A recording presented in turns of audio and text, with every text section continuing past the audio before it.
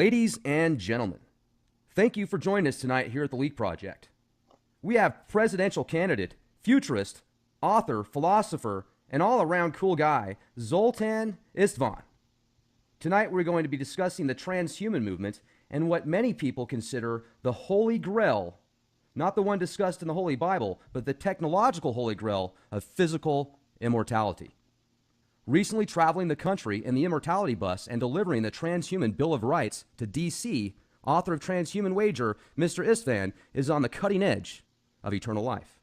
Check out his work and recent bus tour at www.immortalitybus.com. Zoltan, thank you very much for joining us tonight here at the Leak Project. How are you doing? I'm doing great. Thanks for having me. Hey, it's great to have you. I know you're a super busy guy. You got a lot of stuff on your plate, so just really honored to have you on our show, and we're going to get as much info as we can here in this hour. I'm going to pick the heck out of your brain, so just really appreciate you spending some time with us. Now, if you could just real quick tell our listeners a little bit about yourself and what led you down the path of the transhuman movement. Well, I'm a futurist. I'm a journalist by trade. I used to work for the National Geographic Channel for about 4 or 5 years, and I have always been interested in science and technology. And while covering a story in Vietnam, I had a kind of a real close call with a landmine, and it really got me thinking about what it meant to die and if there was a way around death. And transhumanism is the social movement of a couple million people that are trying to do something about overcoming death through science and technology. But it's not just about overcoming death. It's also about becoming sort of empowered through technology, robotic arms, uploading your mind into a machine, and having a tremendous amount more intellectual capacity. Even things like becoming a fish, through genetic editing and stuff like that, breathing underwater. So transhumanism is something that's really very radical science technology. And I became very attracted to transhumanism after I had this kind of near-death experience in Vietnam with the National Geographic Channel. And I've been promoting it ever since. It's been about 5 or 6 years now. And I'm also, I suppose, as maybe some of your listeners know, of course, I'm the presidential candidate for the Transhumanist Party in 2016. Well, and how cool is that? I mean, that's awesome. And I want to ask you here in a few minutes about that and the Bill of Rights, the Bill of Rights that you actually had the opportunity to hand off in D.C., the Transhuman Bill of Rights. That's incredible, too. So, it's interesting, too, because you see people out there now that had their legs amputated, and some of the new stuff out there is really impressive. Some of the stuff that they've got connected to their body. And I used to be, I'll be totally honest with you, I used to be freaked out by the transhuman movement because I thought that it was, this way to plug everybody into the Borg and have complete control at some level and just be part of this hive mind. The more that I've researched it, it actually fascinates me now more than ever because I do see the different possibilities, and I think that with anything there can be good or bad. It just depends on what you're going to do with it. So, if we could, let's talk about some of the technologies that you've had the opportunity to see and work with that is going to lead towards the possibility of physical immortality. Sure. And, well, I speak about immortality a lot. That's kind of one of my main things that I like to promote. A lot of transhumanists would say, well, maybe living forever isn't, or living indefinitely is not really what their version of transhumanism is. Their version is just living better. And, especially if you're, for example, like an amputee, war veterans have had a huge, tremendous benefit from transhumanist technology. They can have their arm blown off or their leg blown off and come back to the States and, or to the, most parts of the world now, and have a bionic amputee, a limb put onto their body that ties to their neural system. So they can go and grab a beer, or they can go and write with a pen, or they can do almost most of the normal things they would have done before they had lost their limb. That's kind of classic transhumanist technology. And I often like to start with that because it's really, transhumanist technology is really dramatically helping war veterans as well as the disabled community. Exoskeleton technology is one of the most important transhumanist technologies, in my opinion. And it's literally going to make the wheelchair go extinct probably over the next 5 and 10 years. Or 15 years. But it would be very surprising to me if anyone chooses to remain in a wheelchair, for example, if they're a paraplegic, quadriplegic, because we have technology that's going to put on this robotic suit, and now you can run, now you can jump. In fact, it might even allow you to climb Mount Everest. And, I've gone on the record saying that exoskeleton technology is going to allow a person in a wheelchair to run faster than the fastest runner on the planet in probably about 10 years. That's how fast that technology is growing. But some of the other technologies is, for example, I have a little tiny chip inside my hand, and it allows you to do little things like start your car without a key or bypass various security systems. And there's now an upgraded chip. I don't have it yet, that allows you to pay at Starbucks or, go on to an airplane, and you can bypass security checks because it's all built into your little chip. And the chip is only the size of a grain of rice. there are security issues with it. There are, of course, surveillance issues with it. But, slowly human beings are merging with this technology and including it in their bodies. And that's sort of really what transhumanism is about, I think, for a huge amount of people. For me, of course, a lot of it is really about, trying to use that technology. Like, a third of human beings die from heart disease. Well, there are companies out there that are working on a robotic heart. If we can replace the heart, the biological heart, with a robotic one, we could save a third of the world. So those are some of the more important transhumanist technologies to myself. And also, do you think that as time goes on, the nanotechnologies, are just getting more amazing on a weekly basis, and they get chips smaller and smaller, and there might be some type of infusion with biotechnology and nanotechnology. So what we might think of an exosuit 10 years from now really could be something that they could plug into your nervous system, and it would be nanotype technology working from the inside. Oh yeah, yeah. I mean, the nano revolution is just going to change everything because, for example, I was just speaking today about this to somebody. One of the biggest problems is we actually have the ability to cure a lot of diseases, but we don't catch them in time. Cancer is one of those things where it's really, if you catch it in time, you have a very strong chance of surviving. But if you don't, you can die. But if you have these nanobots inside your body, you're going to catch cancer within the first few days of it occurring, rather than a year later, and then you have to go through chemo and all these other things. And of course, if you can catch it in its very early stages, the treatments are negligible. So, that's kind of one of the revolutions that this nanotechnology is going to do. And also with heart attacks, it'll say, wow, some of your arteries and veins are plugged. That's why it's not pumping that well here. We have we have the little tiny scanners on these nanobots inside you. So I'm a big believer in that technology. It's about 10 years out. And unfortunately, they're still not really able to experiment with it because it is so futuristic, but everything is getting smaller, and getting smaller is the real key to a lot of this transhumanist innovation, because the smaller you can get, the less power it uses, and the more you can make these things do. And eventually, we'll, like bacteria, we're just going to have a ton of little robots inside us that are monitoring the well-being of our health. Yeah, I mean, that's a very fascinating thought indeed. And the chip that you had put in your hand there, obviously it can do a lot of good things for you, a lot of convenience. I had an opportunity to talk with a gentleman that's really good with cybersecurity. He worked with NSA a while back. His name's Charles Smith. And we talked about the chips, the microchipping of society, and the benefits, the pros and the cons. And he said one of the things that made him nervous is those type of chips can be spoofed to where they could make it look like you were actually on the other side of the country, when in reality you could be in your own living room. Well, so right now the chips are basically just RFID chips. So they're not like computer chips per se. What you do is you send software into them and they bounce it back. So it's kind of like a radar device or a bounce back device. Eventually, though, they're going to be much more sophisticated than that. And of course, hacking is going to be the biggest problem. A lot of people don't know this, but Dick Cheney, the former vice president, had a heart pump, essentially in one of his valves, and it was Wi-Fi enabled, and he was constantly freaked out about it being hacked while he was giving speeches in public. And forgive me a little, I'm a little under the weather because I was skiing with my kids, but Dick Cheney was constantly worried about the Wi-Fi being hacked, and so every time he went to give a public speech, he had that Wi-Fi, turned off. And I think there's going to be a big field like that happening, where people will have the stuff in them or near them, but they'll be able to very easily turn it off in times that get sketchy. Like if you enter a public space where there's too much, sometimes, for example, you go to Starbucks and you already change your internet settings because you're a little bit worried about, stuff like that. So I think there'll be different things like that come out that make people feel more secure. Yeah, and with anything else, if you've got a cell phone, that could be spoofed too. So they could do the same thing with that, or with your driver's license if there's a chip in your driver's license. So, and it seems to me like the technologies are just becoming more incredible every day. So, like when you did that tour, Zoltan, what were some of the highlights when you had the opportunity to go across the country? I mean, I know you met some really cool people and went to some really fun places. Yeah, so for your viewers who don't know, I drove a 40-foot coffin across the country. As crazy as that sounds, and it was wacky. I'm a third-party presidential candidate. We got to do things that get attention. That's really the only way to make this work in America. Is we don't have much money, we don't have that much support, so we got to do things that grab the attention of the media. And that 40-foot coffin was a pretty good symbol for what the transhumanist movement is trying to do, trying to make it so that the American people do not end up in a coffin. Through life extension and through the longevity technologies that we support.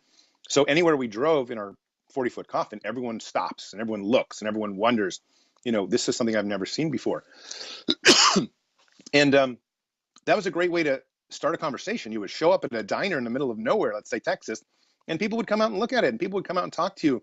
And the reception was pretty good. Not everyone was thrilled when everyone kind of figured out, oh wow, these are transhumanists, or in my case, I'm basically an atheist presidential candidate as well. So that kind of got into some people's nerves. You're But not still, going to most do real people, good in the Bible Belt. of course, of course. But that said, we actually did do pretty good in terms of, I'm not out to win because I have no chance winning. What I'm out to do is to spread a very pro techno optimistic culture. And it can be atheistic and it can be religious. It doesn't, for me, it's not really, transhumanism is not really necessarily one or the other. It's really just about, let's use the technology to make our lives better. And my main platform, and really the main platform, of course, of the bus too, is we're spending a ton of money on the military. We're spending a ton of money fighting wars in like far off places. Why not spend wars fighting cancer? Why not spend money fighting cancer? Why not spend money fighting heart disease? Why not give that money to the people's health, like directly to their health, not necessarily to this kind of quasi idea of safety and defense? So when I tell people that across the nation, I think generally everyone agrees, because who doesn't want to have cancer wiped out? Who doesn't want to have, diabetes or Alzheimer's, completely removed off the face of the planet? These are things that I think everyone wants. So even in the Deep South, regardless whether I was chipped and they thought it was the mark of the beast, or regardless whether they I'm glad you brought that up. they thought I was a little bit wacky, they still agreed with the main premise, which is the government should be spending a lot more money on the health of its citizens than it does on, bombs in Afghanistan and stuff like that, that most places none of us will ever actually go. Right. And, the people that were, in Afghanistan, the U.S. military, et cetera, like my brother fought over there, and it was really tough on him, being exposed to all the depleted uranium, the way that it messed with his head. And I really like what you're saying. And what I find fascinating is people that, because of a religious preference, will vote for somebody, even though their actions are war when they say they're for peace. And yet somebody like yourself, that just because of your religious preference and you've got this chip that they might consider the mark of the beast, but because of your principles and what you're actually doing, it far outweighs what their perception is of reality. So I think that people are judged, they should be judged upon the, what they actually do, not what they say. The media is so good with that. Of course, of course. And it's in no way that I'm really like anti-military. I think our soldiers are heroes. I think they're doing brilliant jobs. In fact, I built my entire career off kind of war correspondence or conflict correspondence. That's when I started for National Geographic. I did a lot of kind of conflict stories. So I spent quite a bit of time with the military, and those guys and gals are incredibly brilliant people. The problem, though, is that I really don't want to risk their lives. I just think their lives are too precious. I'm not sure whatever we're trying to do in some of these places is really the ultimately what we're trying to do is enable the security of America. But the real security is that we have about 12, 13,000 Americans dying every day here from various diseases, including aging. Well, that's much more than any war we're going through. So why don't we take a huge amount of this money from the military industrial complex and spend it on, healthcare, on science? And when I say healthcare, I don't mean let's spend it on healthcare. I mean, let's spend it at the universities, in the hospitals, doing the research, because we can cure cancer. We can create robotic hearts that eliminate heart disease. We can have new types of stem cell technology that literally reverse some of the diseases we have. We just need to spend the resource. The question of curing diseases is not a matter of whether it can be done. It's a matter of when. Just like polio and some of these other measles, some of these other things, we took them out because we spent enough resources. We have the scientists here in America. We just got to give them the resources and the money. And, unfortunately, that comes from the government. The government has to take the lead there. I wish private companies would do it, but generally speaking, it doesn't make entirely economic sense. So the government needs to stand up and take a lead there and say, we're going to actually have a real war on cancer. We're going to wipe cancer out in the next 10 years. That's a goal of this nation. Sort of like we had a goal to go to Mars. To go to the moon, and hopefully soon to Mars. Right, absolutely. And it looks like there's a good possibility that's going to happen. It would be nice if that was privatized. Hopefully you do make it into presidency, and then you can privatize space flight and put some money out there. That'd be incredible. Oh yeah, space travel is one of our main tenets. In fact, the Transhumanist Bill of Rights, it was one of the 6 rights, which is that basically we feel that from an existential point of view, frankly, we actually deal with quite a lot of risk on our planet. We deal with asteroids, we deal with diseases. We have 25,000 nuclear arms on the planet still. We really should have a lot more space travel in our future, not only because it's super cool, not only because it's super interesting, but because we actually should have some of us off the planet in case the rest of us do something really stupid. And, there is a probability that we could do something really stupid. So it's always nice to have a bunch of people out into space in case the human race does, go the way of the dinosaurs. Certainly. And you've met some really cool people also on your tour. I know you met John McAfee, and what's he like? He seems like a really interesting character. Yeah, meeting John McAfee was awesome, actually. I wasn't really sure about it at first. You know, I know he was a wild. The thing is, you hear these rumors. Probably like people hear rumors of me and stuff like that, and he's got this chip and he's like the cyborg and evil. Until they really meet you in person, they realize you're just hopefully a nice guy. You got a Right. family, all these other things. Well, John McAfee was very similar to that, except yes, he's eccentric, but he's also incredibly intelligent.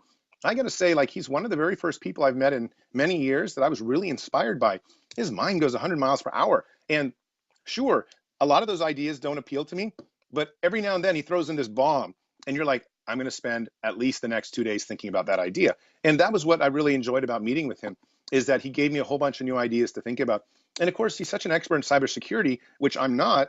So that gave me a whole new bunch of ideas about platforms and stuff like that. So, you know, we think very differently. He's not concerned about aging. He thinks death is a good thing.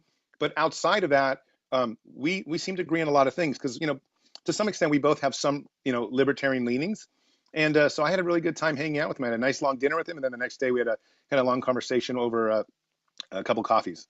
He seems like a real cool guy. I saw a commercial that he did a while back where he basically he was talking about how the software that he originally created, the government took over, and now it's just you don't want anything to do with it. But yeah, just a real eccentric character. Hopefully, we'll have the opportunity to speak with him sometime. But when you went out and did that tour at the cryonics lab, Alcor, what was that like? That's incredible. Well, yeah, and that was weird for me too because you hear about cryonics, and cryonics is where you freeze people that have died, and in hopes to bring them back in 50 years. The Alcor people and the cryonicists would not say that they're dead. They'd say this is emergency medicine. They have not actually, dead is like you've been disintegrated. You know what I mean? You can't be brought back in some way. But if your body is there, it's really just a matter of finding rehabilitating that body, reanimating that body is the terminology they use. And I got to be honest, I agree with the lingo. I agree that if you can bring them back in 100 years, and you probably will be able to bring them back in 100 years. I mean, they've had some tests on animals and stuff like this that have shown some success. Then it really is emergency medicine. People haven't died. One of the most interesting things about the last 10 or 20 years is that our perspective of death has changed. We used to say that death was heart dead. Your heart stopped beating, the guy's dead. Then we used to say, well, no, now it's brain dead. There's no more brain waves going on. Now we don't say any of that because we can have brain dead people, heart dead people, we can have cold people and still be able to bring them back to life. There's a University of Pittsburgh is running this program where they put saline solution in people that have been brought in the emergency center with like 5 or 6 bullet wounds to the chest. And they literally keep these people dead. They purposely kill them. And then they work on them when they're dead. Because if they work on someone when they're alive, you're just kind of worrying about all the blood flowing everywhere. It's a big mess. If you can just work on them when they're dead, you don't worry about all that. You can concentrate on what you're actually doing. They run the solution through them, and then they slowly bring them back to life. And they can already do this for 4 hours, keep somebody literally dead for 4 hours. Well, that's this year. What's next year? Maybe 8 hours. What's the year after that? Well, maybe a full day.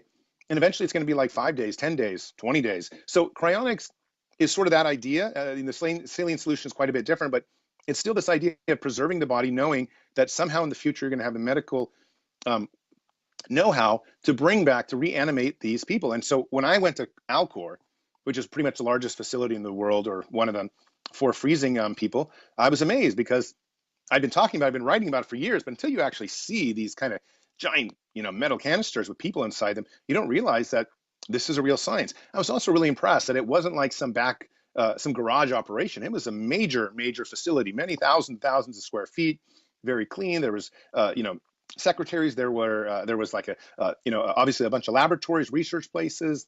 And also there was a number of surgical offices where they do things because sometimes people don't want to have their body frozen. They just want to have their head frozen. So they have to, decapitate the person after they're dead. And of course that requires surgery and stuff like that. And it's a lot cheaper just to freeze your head because by the time people come back in 50 years, honestly, in 50 years, I'd be surprised if at least half our body is robots. We're definitely going to be half robots by 50 years from now. In 10 years' time, they're going to have an arm that's probably the equivalent of your arm. In 20 years' time, you're going to have an arm that is so much better than your biological arm, it's going to blow you away. Like I said, these war veterans that are coming back are already getting bionic limbs that are tied to their neural system that can grab a beer by thinking about it. So it's not like we're talking science fiction. It's just improving these things. It's sort of like when the car first came out, and then all of a sudden we got race cars, and then all of a sudden we got, so the evolution is going to happen. And the same thing with robotic eyes. There's 6 major companies right now I know of that are working on the robotic eye. And a lot of people think it's like $1 trillion industry because the robotic eye can function in a lot of different ways. And you always can take one out and still have a normal one. So you're not like too worried about it. The new robotic eyes look basically like the human eye. It's almost, you can't really distinguish that you have a robotic eye, except they tied your optic nerve, and they will be able to stream the internet. They'll be able to stream the entertainment. I'll be able to do this entire interview without an iPad, just my Skyping right through my eye. And you're going to be able to do things like see, 10 times as far or 10 times as close. You'll be able to see the germs on your partner. Okay, maybe you'll be able to see poisonous gases. For a father like me with two young children, that's actually quite important. So these are some of the things that are coming through the pipeline, and I'm really excited about it because I think in 50 years' time, you might not need a head. I'm sorry, you might not need a real body. You're just going to need your head. You're going to be able to put it onto something else that that can support that. And again, it's 50 years' time. You really have to look back and say, well, how far have we come? 50 years. Actually, it's been a huge amount of time. Well, that's like plug and play stuff. It reminds me of the cartoon series Futurama, where you've got all those famous heads that, you've got the head of Einstein, and yeah, that's some neat stuff. And I wouldn't doubt it. Another thing too is if the technology is going to get that advanced, they could probably just use contacts. I've seen a lot of TV series out recently, like the new Minority Report TV show, where they've got these contacts that work. They work for the Federal Bureau of Investigations. They can zoom in, zoom out, facial recognition. It's pretty cool stuff. So it's amazing, and where it's going is incredible. It reminds me of a few of the recent movies that have came out. Lucy is one of them. Transcendence is another one, where they get connected to this singularity, and then they just go way above and beyond what most people could even fathom in thought. So let me ask you this: do you think that the singularity that Ray Kurzweil talks about, 2045, where basically man becomes obsolete, what is your thought on that? Well, I think I'm a little bit ahead of him. I think it's about 2040, based on kind of computing power and what's happening. It's really interesting. Like, a lot of people don't realize how fast the growth of these things are. I was in a Newsweek article last week where I'd said, well, I know people are working on AI, and they would like to. I had challenged IBM's Watson to a debate. IBM's Watson won Jeopardy and all these other things. He's a very super smart supercomputer, and Right. IBM's Watson said no. But the reality is, in probably 4 years, he would be able to carry on a normal conversation and talk about policy. And so now I've heard there are a number of people that would like to run, their computers for the president, just because it's a funny thing to do. Now, in 2020, no one's going to be able to make sense of it. It's not going to be like it's a viable candidate, but you're going to have such interesting moments when you're listening to these machines that are very, very intellectual and probably offer some real insight. But of course, by 2028, now 12 years down the road, how much further along will they be? Well, clearly they'll probably be as smart as us by that point. And the question is, do we allow them to become that smart? Because that's a whole different, that's a very dangerous thing, I would say, to have another species on the planet that's as smart as us. But that's how quick these things are transitioning. That's how quick they're going to go.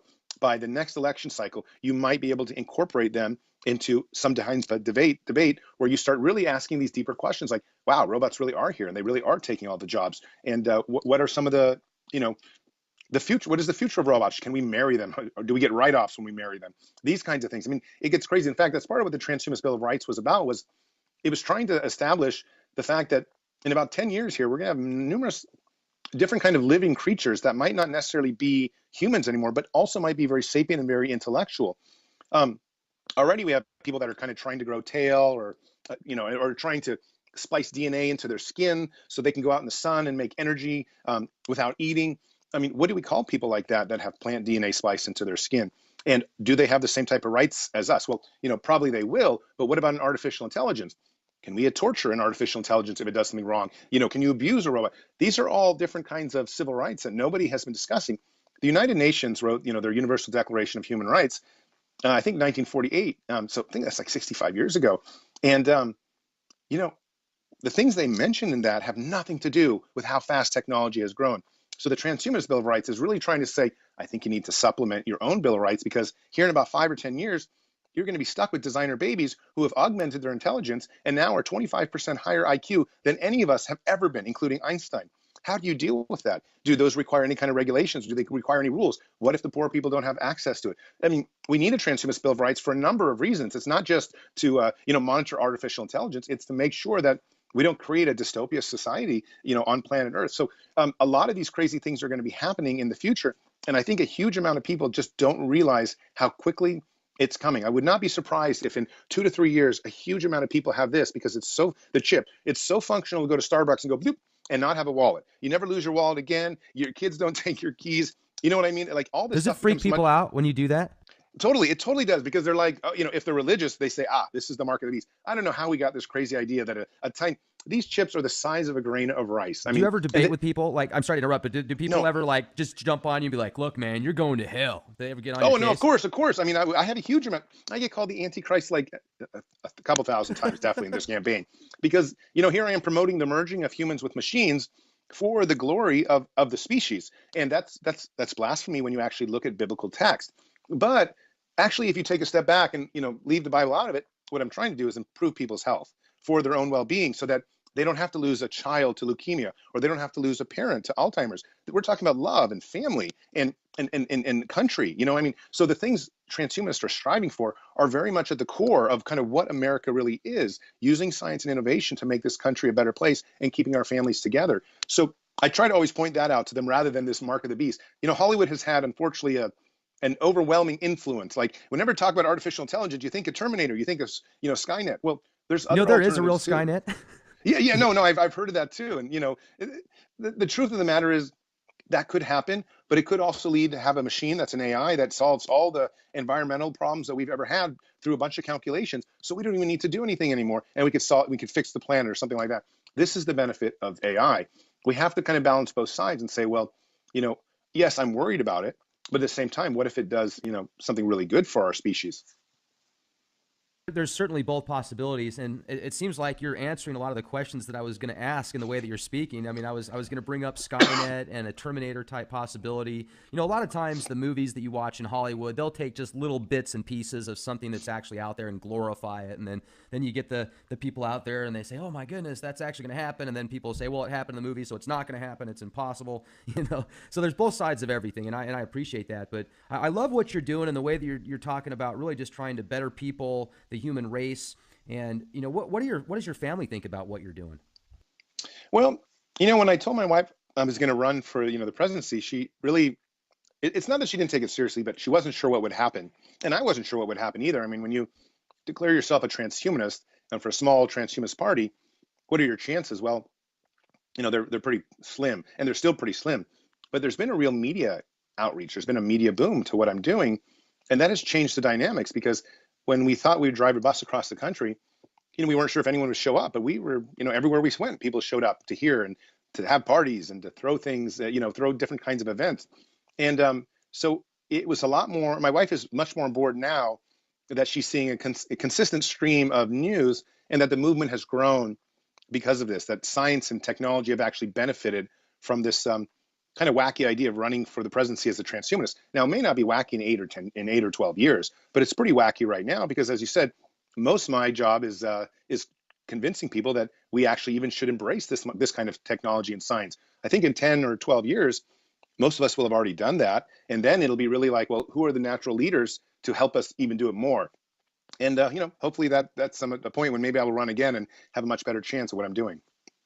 Right, and yeah, I mean, the more you get this information out there, it's just going to be like a snowball effect. And, hopefully within the next few years that there could be tens of millions of people that know about what you're doing, and it could go leaps and bounds. And I've got that brings me to the next thing too, with what you're doing. I mean, have you met some people in some really high places that are for the transhuman movement as well? Yes, I have. But unfortunately, the people in really high places are kind of, they're a little bit sketchy. It's sort of like the chip in your arm, I think, in your hand. A lot of people, they understand the practicality, they understand it's functional, but at the same time, it's like they just branding. They just don't want to get recognized as somebody who's too fringe. And I'm obviously a fringe character when you look at the mainstream people. I try to be normal. I try to dress nice, and I try to have them show my family, and I've got kids, and then I have I've done well in business and stuff like that. But we're still pretty fringe. But I think increasingly, like you heard recently, Mark Zuckerberg at Facebook talk about the life extension industry and how that's very important. And of course, you have, the Singularity University, Peter Diamandis, some of these people that are actively seeking transhumanist technologies. And of course, the Google company is I'd say half of them are transhumanists. They might all be closet transhumanists. They might not say that openly, but they actively are pursuing a life that's imbued with technology. And it's not just imbued with technology. it's what we call techno-optimism. They are just optimistic about using technology in their lives in every single way. And that's really been what I'm about too, is just saying, historically speaking, anytime you have used technology in your lives, people's, worlds have improved. And even the World Bank recently reported saying, why has the standard of life for every single person on the planet gone up? Well, it's because of science and technology. It's really not because of anything else. It's not because there's less dictators and things like that. It's just because there's more science, there's more technology, there's more vaccines. People can get to places quicker because cars are available. They have cell phones to call when they have emergencies. It doesn't matter if you're living in a mud hut in Africa or you're living in New York City. Life has improved for whoever you are through science and technology. So generally speaking, it's been very positive for the human race in raising the standard of living. Doesn't mean equality has not been growing separately in different directions, but the standard of living for people has definitely improved. Well, and that brings me to the next question. Do you see multiple societies being spawned from this movement? That's pretty much the number one question I always get. I think a lot of people worry, and I'm not sure if it's Hollywood, but they worry about the dystopic future because the rich have access to radical technologies like augmenting their intelligence, and the poor just kind of get left behind. Historically speaking, though, that might have been the case. In the robber barons or the super rich people, the J.P. Morgans, whatever, in the 1900s and whatnot, have they weren't very nice to labor people and to the normal world. They really just took their wealth and used it for themselves. But the Bill Gates of the world, they're taking all their wealth and spending it on trying to fix the problems of the world. That's really been their main goal. Most of the young billionaires out there have become somewhat humanitarian, at least more than they've ever been before. And so they end up spending a lot of money to make the world a better place. I can't imagine, for example, Mark Zuckerberg or Elon Musk taking the technology and running off with it. If they did, we'd just stop using Facebook and be so pissed off. And that wouldn't help them. But they're also, I think they're just generally better people. Democracy has kind of caught hold into the younger generation. So, well, I'm not saying it's perfect. I do believe that the people that are inventing this technology, that control this technology, the super elite, they're not planning on leaving the rest of us behind. I'm not one of them, by the way. I'm not super rich, so I don't want to be left behind. But I don't think they're going to do that. I think they're going to probably continue their capitalistic ways, try to make money on it, but also share it and be generous. As a politician, or one that's aspiring to be, we have policies in effect that would say, for example, with designer babies and augmenting intelligence, if it costs too much to augment one's intelligence, I would advocate for the government to step in and give grants or mandate it so that anyone that wanted to improve their intelligence through genetic editing would have it, no matter if the poorest people in America. Because I can't think of anything worse than having a really rich person be able to make their children smarter, and then a poor person not be able to do that, and this equality thing get even worse. So, I would, as a politician, I would step in, lean left, and say, we're going to make this across the board available to everyone that wants it, because the last thing we want to do is create a society that's already got more inequality issues. Right.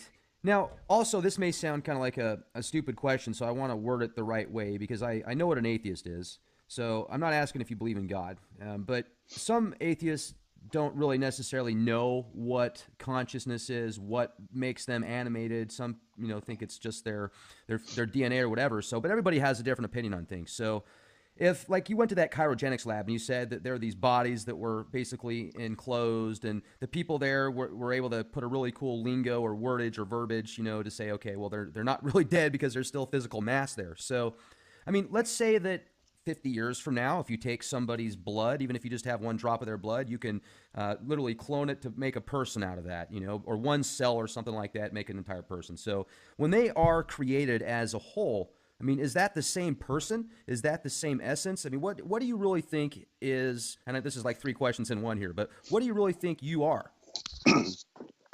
Well, I think you're your memories to begin with. I think that's so critical. So, the biggest problem with cryonics right now is that no one's really been certain so far that when you bring back someone, they're going to their memories, their brain is going to be intact. They might be able to think, but if they lost their memories, then they're just a physical body. And well, that's still lovable, from if you're the family member. I think them remembering you is critical. So for me, a huge part of who we are is this ability to remember and know that I went through that. That was my history. That's what made me who I am. So I think that's one thing that's critical. But I think, as you get into the future, we think of our minds as kind of like thinking. Just it's a brain. It does the dreams when it sleeps. It just thinks. It can be reasonable. It can be irrational. Whatever it wants to be. In the future, though, like literally within 15 years, we're gonna have all these little bots inside that are connecting to the internet. We already, they already, Obama already gave $70 million to DARPA to be treating the war veterans that come out for their PTSD. I mean, we're going to cure depression probably within 5 to 7 years, potentially through brain implants. That's what the money was for.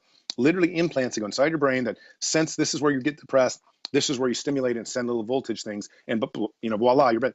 We already have 500,000 chips in people's heads. Different, most of it is to cure deafness, but some of it is for Alzheimer's, some of it is for epilepsy. So brain implants or some type of brain wave technology is going to change how we think, because we're going to be stimulating it all the time with different types of things. Like I've written an article recently for my column at Vice where it's, the drug lords of the future are not looking at plants. They're looking at coders. They're looking at software Software? developers. They're looking at chips inside and giving you the right coding that gives you exactly the brain signals that makes you feel like, this is it. They're going to have the best coders in the world. And that's the future of drugs. And not the future of like going out in the forest and having a plant, having an overdose. And the same thing, of course, with a chip implant. You never would overdose because you'd be able to stop it. Well, I mean, maybe somebody hacked it. Now, this is where you get interesting. But generally speaking, you have a lot more control over the high you have. And again, it's not just, this can be used to make you feel like, for obese people, like, or people that don't, or overeaters, you can make them feel like they're satiated. They don't want to eat anymore. I mean, there's going to be all sorts of different types of things we can do with our body just by having these brain implants and make us much healthier. And so I'm a big believer when you talk about consciousness, it's all brain waves. Memories have to be intact in order to remember who you are, but new stimuli is going to come through the form of technology that's going to enhance us dramatically and make us sort of like super beings. And it's going to even improve our moral choices. I've written about, there was that airline pilot who crashed the airplane in Germany and he killed all 150 people. Apparently, he committed suicide as the captain. Well, I think we're going to have chips in place someday that would not allow us to do that, or that might monitor authorities if somebody was having, issues like that. And certainly, if you're an airline pilot, you shouldn't have the ability to want to commit suicide. There should be some type of fail-safe system that says, "I'm so sorry, you're in charge of people. You can't just take their lives at you because you have emotional issues." So this is also the future, and that gets into kind of a questionable area of surveillance and whatnot. But our consciousness is what it is. We want to become superhumans. We want to become more intellectual and have more capacity for thinking. We want to be interconnected to the internet. We want to be able to think, you and I. I mean, right now we're doing it physically through like this screen. But, I would say in 10 or 15 years, we're definitely not going to be doing it through outside things. Already in a few years, it's going to be probably through holographic imaging. So stuff like that, they already have today. So where is consciousness going? Well, it's going to become whatever it is now with memories tied in with huge amounts of amazing tech that is, kind of stimulating us through many different ways. And I think of that TV series. It didn't last very long. It was unfortunate. It was called Caprica on the Sci-Fi Channel. And I remember that guy loses one of the main characters. He's absolutely brilliant. And this is like the prequel to the Cylons of Battlestar Galactica. And basically, his daughter dies, and he is at the cutting edge of artificial intelligence and such. And he takes all of her memories and downloads it and creates an avatar. And I remember like watching this episode where he creates her and he goes in and talks to her, and she's like freaked out because she's not all there. It's like there's about 85% of her memories or something, and so it's almost like she's being tortured, because it's not really her. So does that kind of stuff freak you out? I mean, if let's say you get the opportunity, you're 90 years old, and the technologies aren't as advanced as you're hoping they're going to be, and many people are saying they're going to be. So you're on death's bed and you have the opportunity to download your consciousness into a computer. Would you do it? And would you worry that maybe it's not going to work and you're going to be stuck in some type of like torture chamber or something? Well, I would definitely do the uploading thing anyways, because I think it's awesome. I think you have to have some fail safes in there about the torturing thing. I do worry about that. I think that could be one way when they talk about the biblical, eternal hell. There could be methods that you keep somebody alive permanently in torture mode, and Right. that could be terrible. That could be terrible.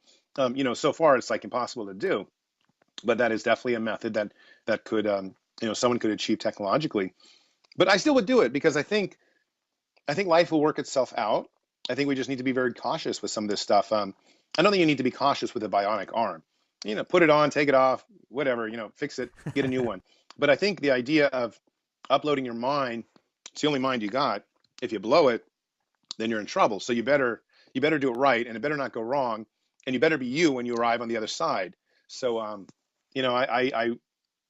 think we're going to get to a point when we've done that a gazillion times with, through algorithms and maybe with animals or whatever we're going to have to do to make sure this works. But I think and I'm not a big fan of the animal thing, but I think we'll have AIs that we can do it, we can simulate it a gazillion times to make sure it actually works. And then some people will be some of the very first ones to volunteer.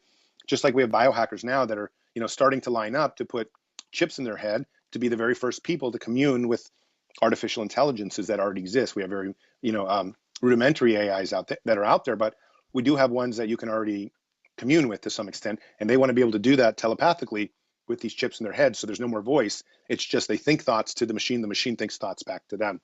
And these are people literally trying to do this, literally lining up doctors in Europe right now to do this. Wow, I just had an amazing thought there when you said that. Imagine being able to, implant something or plug into something, and then if you want to transfer your consciousness or some part of yourself into a satellite that's orbiting Pluto, you could transfer your vision to there, and you're actually looking at Pluto like a first person. That's pretty neat stuff, I tell you. No, yeah, and I think with mind uploading, that's going to be one of the great things. Is the very first thing everyone says when they mind upload. The very first thing we're all going to do is you upload your mind. Well, then you create your clone. Because at least now there's two of you in case something goes wrong, and the other one can help you. If you're being tortured forever, like, come save me. So, it gets really kind of weird philosophically, but then you're like, well, do I want my clone out there? But of course, from the moment it enters into this, you have two of you, it's not going to be the same person because it already starts having different experiences. So very quickly becomes more like a twin brother. Well, anyways, there are all these kind of strange ideas like that. But philosophically, the uploading thing is so fun to think about because there's a gazillion possibilities, and, it makes it pretty wondrous. Yeah, the Lawnmower Man, is yeah, the movie that totally. comes to mind. For sure. And I know that came out 20-something years ago. Incredible movie. So of course, we've got about 10 minutes left, and I know this is like the third interview that you've done today. So just once again, really appreciate you, getting on here. So you're a super busy guy, a lot going on, and good luck too with your campaign. I hope that it brings a lot of publicity to you, and certainly the candidates that are out there on the stage now that are getting the majority of the mainstream news. Wow, man, what a joke! What a joke! It has been unbelievable. I was just talking today in an interview saying that what I think, everyone's saying that the candidates are different this year, and I'm like, that's true. But I think another thing that's happened is that the media is quite different. In 4 years' time, the media has changed substantially. More and more of the media has become sensationalistic. More of the media has become more like Fox News. And in order to keep up with your ad sales and stuff like that, you need to have these like crazy things happening. And so I've been watching this unfold, saying, yes, we have characters for, running for president right now, but we also have media just loving it and having higher ad sales than ever and saying, hey, the more dramatic you can be, the more sensational. So unfortunately, we have to remember this is still the presidency of the United States. It's a very serious job. You're still in charge of, 8,000 or 9,000 nuclear missiles just in America alone. So, and a bunch of, keeping the world running smoothly as well as, feeding your own people. So it is a little bit clown-like, the entire process this time around. But, maybe that's just the nature of how media is. It becomes a bit more, like that, I suppose. Yeah, it's more extreme every year. Yeah. It's, transhuman movement is amazing, but now it's the transgender push in the media. Obviously with what's his name? I can't remember. Jenner, is that right? Yeah. Okay. Yeah. So regardless, whatever somebody wants to do, that's fine. But that is kind of the way things are going. But so let's say that you make presidency. What are you going to do? Let's break it down real quick for us, and how are you going to save America and really kind of bring it back to the cutting edge of what it used to be?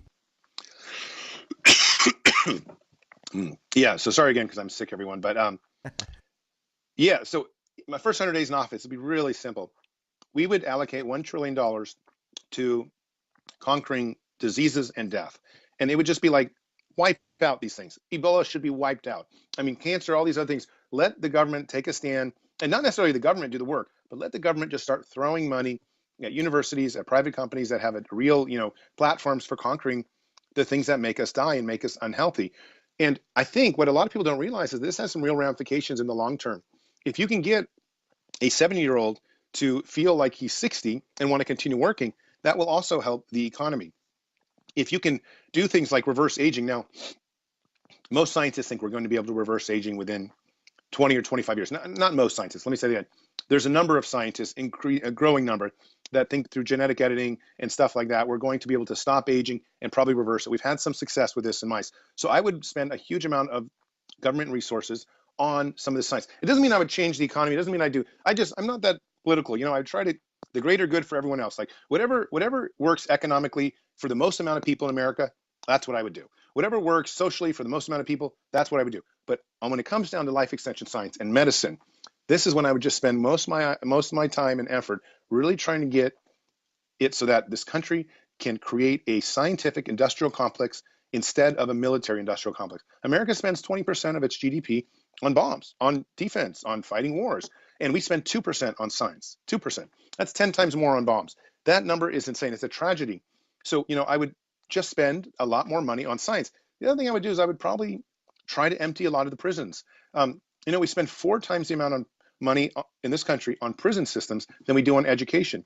That's, again, a giant tragedy. I think nonviolent offenders need to be monitored through some type of technology, either through chipping or through just wearing bracelets or through drone technology, even better, since drone technology has become so affordable, and let the nonviolent offenders out and get them back to working so they can pay taxes instead of taxpayers paying for them to be holed up in these places where they just become even more they become more criminal light. So those are some of the main things I do. And of course, one of the main things of my campaign is that I would make college entirely free. And I would also like to make it so that college becomes something that's mandatory. What a lot of people don't realize is that when we created the laws for, in America, everyone needs to go to high school. Basically, the laws say you have to be 17 or 18 before you can stop going to high school. We created most of those laws in the early 60s when people's lifespans were about 63 years old. That's how long people were living on average. Now the average lifespan is like 85, and very soon it's going to be like to 100 here in about 10 or 20 years. And yet, despite that almost doubling in lifespan, we haven't changed how long our educational periods are. We would have a lot less crime in this country and a lot more prosperity if people were to become more educated. But we have to change the culture and make it sell this idea that we can become an educated scientific nation. We just need to put our foot down and say, well, yeah, everyone's going to get a college degree and everyone's going to have access to free PhDs. If they want a second or third PhD, the government's going to pay for it. So these are some of the main platforms that I would like to do. I know they're a bit stringent. They're a bit, people are like, oh, it sounds too, a little too over the top. But you have to look 10 years into the future and say, well, China's kicking our butt. India might be kicking our butt too. These are countries that are emerging, that are really starting to grab hold of what it means to be a superpower. If America wants to stay ahead, it's going to have to do something more dramatic than what it's doing right now. It can't just keep shopping at Walmarts and thinking this is what the American dream is. The American dream is something that has to be crafted. And we need to take our children and really kind of craft it in them and say, to be an American is to be someone that's really brilliant and scientifically inclined and that strives for innovation and embraces this kind of innovation as a part of the American spirit. And if we can reach that, then I think we can create a nation that is truly wonderful and truly, admired throughout the world. And, it's just going to take sort of a hand that says it's more about science than it is about military. It's more about education than it is about crime. It's more about, the best in us than just shopping at Walmart. Yeah, that was very eloquently put. I certainly appreciate that, Zoltan. And if you would, for our listeners, give them your websites. And if they want to donate or, help with your, candidacy right now, please give us an opportunity to do so. Sure. Well, one thing we didn't talk about is I don't take campaign contributions. I'm a big believer that the campaign financing issues of this country are awful. So I made a symbolic stand not to take any contributions. So thankful for anyone who wants to do it. You can't do it, unfortunately. I mean it when I say we really need to change the way we fund candidates, because third-party candidates have not much of a voice because of the way our government has set up the campaign finance. So if you want to make any donations, you can donate to the Transhumanist Party, which is transhumanistparty.org. But personally, my campaign doesn't take any at all. But you can definitely support my website, spread on Twitter and Facebook and all those places. My campaign website is zoltanistvan.com. And if you want to learn about the Immortality Bus, which is just this funny, wacky thing, you can watch tons of videos. We've, had a huge amount of videos and TV coverage there. It's immortalitybus.com. And, it was a wacky tour, fun tour. We welcomed any American to come on board the bus. We never said no to anyone. So a whole bunch of strange people were on board. And we had a great long road trip for about 4 months through America. Yeah, right on. So that's awesome. I wish you the very best, and please keep putting out this good information.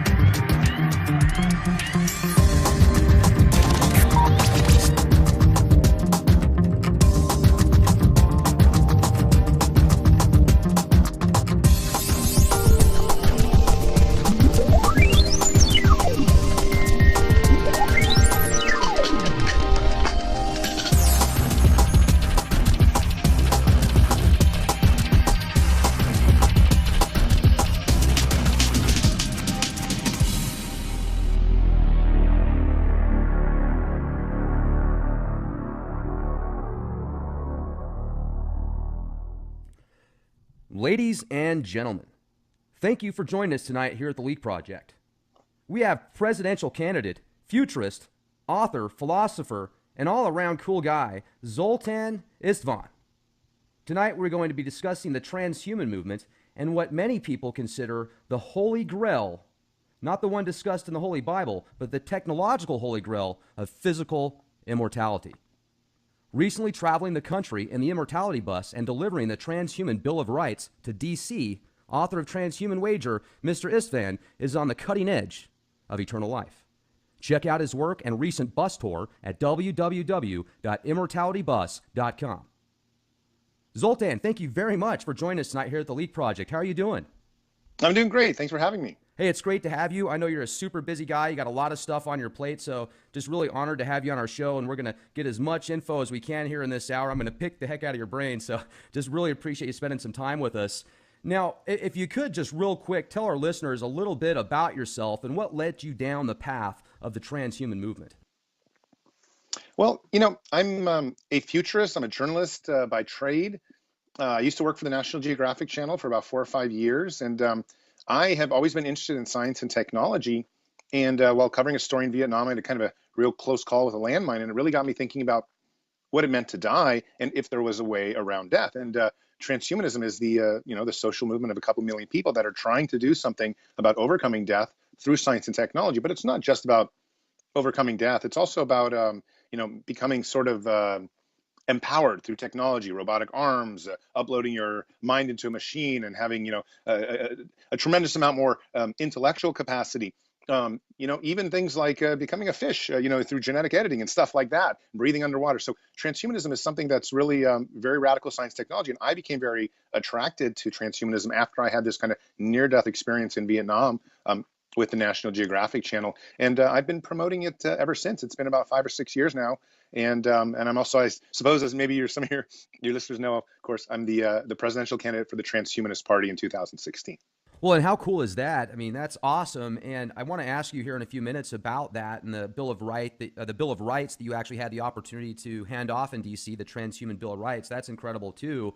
So, it's interesting, too, because you see people out there now that had their legs amputated, and some of the new stuff out there is really impressive. Some of the stuff that they've got connected to their body. And I used to be, I'll be totally honest with you, I used to be freaked out by the transhuman movement because I thought that it was, this way to plug everybody into the Borg and have complete control at some level and just be part of this hive mind. The more that I've researched it, it actually fascinates me now more than ever because I do see the different possibilities, and I think that with anything there can be good or bad. It just depends on what you're going to do with it. So, if we could, let's talk about some of the technologies that you've had the opportunity to see and work with that is going to lead towards the possibility of physical immortality. Sure. And, well, I speak about immortality a lot. That's kind of one of my main things that I like to promote. A lot of transhumanists would say, well, maybe living forever isn't, or living indefinitely is not really what their version of transhumanism is. Their version is just living better. And, especially if you're, for example, like an amputee, war veterans have had a huge, tremendous benefit from transhumanist technology. They can have their arm blown off or their leg blown off and come back to the States and, or to the, most parts of the world now, and have a bionic amputee, a limb put onto their body that ties to their neural system. So they can go and grab a beer, or they can go and write with a pen, or they can do almost most of the normal things they would have done before they had lost their limb. That's kind of classic transhumanist technology. And I often like to start with that because it's really, transhumanist technology is really dramatically helping war veterans as well as the disabled community. Exoskeleton technology is one of the most important transhumanist technologies, in my opinion. And it's literally going to make the wheelchair go extinct probably over the next 5 and 10 years. Or 15 years. But it would be very surprising to me if anyone chooses to remain in a wheelchair, for example, if they're a paraplegic, quadriplegic, because we have technology that's going to put on this robotic suit, and now you can run, now you can jump. In fact, it might even allow you to climb Mount Everest. And, I've gone on the record saying that exoskeleton technology is going to allow a person in a wheelchair to run faster than the fastest runner on the planet in probably about 10 years. That's how fast that technology is growing. But some of the other technologies is, for example, I have a little tiny chip inside my hand, and it allows you to do little things like start your car without a key or bypass various security systems. And there's now an upgraded chip. I don't have it yet, that allows you to pay at Starbucks or, go on to an airplane, and you can bypass security checks because it's all built into your little chip. And the chip is only the size of a grain of rice. There are security issues with it. There are, of course, surveillance issues with it. But, slowly human beings are merging with this technology and including it in their bodies. And that's sort of really what transhumanism is about, I think, for a huge amount of people. For me, of course, a lot of it is really about, trying to use that technology. Like, a third of human beings die from heart disease. Well, there are companies out there that are working on a robotic heart. If we can replace the heart, the biological heart, with a robotic one, we could save a third of the world. So those are some of the more important transhumanist technologies to myself. And also, do you think that as time goes on, the nanotechnologies, are just getting more amazing on a weekly basis, and they get chips smaller and smaller, and there might be some type of infusion with biotechnology and nanotechnology. So what we might think of an exosuit 10 years from now really could be something that they could plug into your nervous system, and it would be nanotype technology working from the inside. Oh yeah, yeah. I mean, the nano revolution is just going to change everything because, for example, I was just speaking today about this to somebody. One of the biggest problems is we actually have the ability to cure a lot of diseases, but we don't catch them in time. Cancer is one of those things where it's really, if you catch it in time, you have a very strong chance of surviving. But if you don't, you can die. But if you have these nanobots inside your body, you're going to catch cancer within the first few days of it occurring, rather than a year later, and then you have to go through chemo and all these other things. And of course, if you can catch it in its very early stages, the treatments are negligible. So, that's kind of one of the revolutions that this nanotech